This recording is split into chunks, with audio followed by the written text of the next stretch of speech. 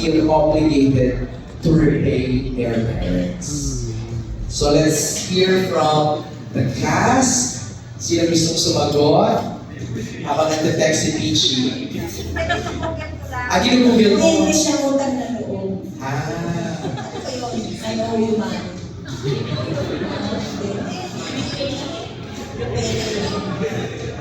Utang na loob. Parang ang tanong niya dito is, do you think children should always feel obligated to repay their parents? Ano ikaw? Sige, ako muna. Sa personal kong experience, gusto ko siyang ibalik sa magulang ko. Dahil binigay nila lahat, sinuportahan nila ako. At sabi ko nga, hindi naman mo ito pare-parehas ng sitwasyon. Kaya ako, I will repay. And ibabalik ko yan sa kanyang mga magulang. Kate, ikaw?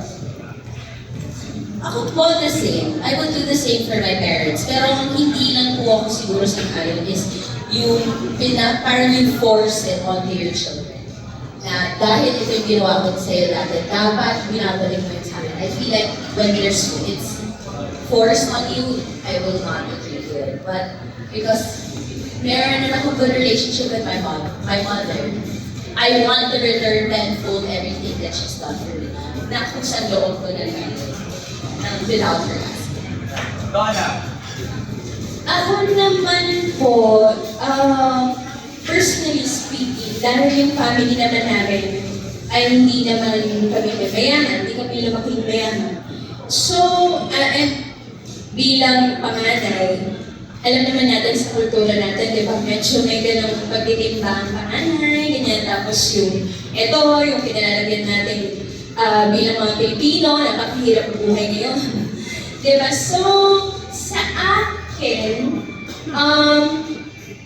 hindi naman siya in-impose or hindi naman ako pinwersa. So, as long as may kalayaan ka mamili kung ibabalik mo siya or hindi. Kasi nag-iba din nung nagkaroon ako ng daughter, hindi naman talaga expect na magbabalik siya sa akin paglaki niya.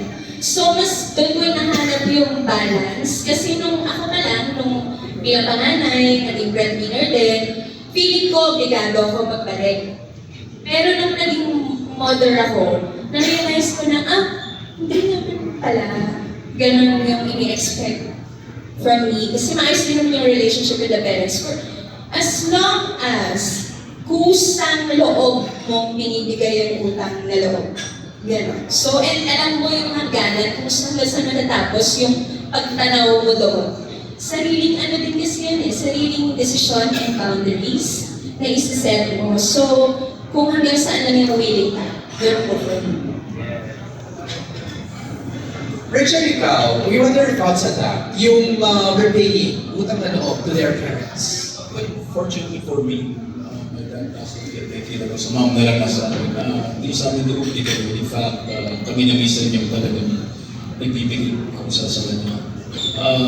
I think may obligasyon but with limitations. Kasi at some point, magkakaroon din ng sarili ng pamilya, magkakaroon din ng priorities. Pero you set aside, of course, yung may obligasyon mo para sa parents mo. Hiniwala ako na may obligasyon, pero make sure na nasiset mo rin yung priorities mo. Peachy, ikaw? Hindi ako kasi, yung tumatanda ko, nakita ko kasi hirap ng nanay ko pag nasa bawa, hospital, yung kapatid ko mahika, ay bata pa kami, wala sa pagpapaya na puputulan na. Mas maraming story ko. Then, yun nga, so, magmula nung nakita ko nanay ko, tapos parang hindi makalabos yung kapatid ko sa ospital dahil nga pinagsarat mo na nalina. Yung ganyan ko na wala talaga, dumating sa kwento na gano'n. So sabi ko, tapos nanay ko, nakikita ko nangingiram sa lola ko, alam ko talagang walang. Tapos after that, sabi ko, hindi niya na kailangan magsalita. Kahit na ang nanay ko nakapinig na. Or, basta na siya naghingi. Pero, mula noon, nakita ko siya gano'n. Siguro mga 7, 8, 9. Kaya gano'n lang ako. So sabi ko mula noon, hindi ko na, magtatrabaho ko para hindi na mangyari sa aming pamilya. So sure ako agad na gusto kong tumulong.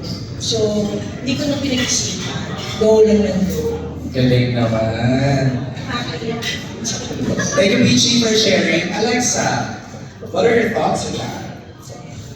If I were to become a mother, I wouldn't give that burden to my child.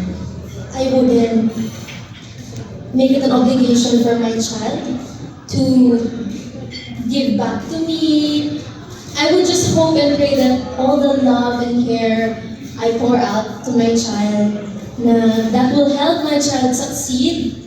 And I feel like kapag naman na-realize yun ng anak and nakita naman niya yung sincere na pagmamahal ng magulang, kung sana talagang mangyayari yun, that they would want to help out, they would want to pitch in, or it would even be a burden to them to help out or anything like that. But first of all, my child didn't ask to be born. So why will I give that burden to the child, diba, na siya mag-aahon sa akin sa hirap or something. Pero kung gusto niya tumulong, and I would need it, of course I would accept. I would be so proud of my child na gano'n ko siya napalaki. If ever. If ever. Galing, kasi iba-iba yung iba-iba yung mga sagot ninyong lahat. Iba-ibang lente, iba-ibang pinanggalingan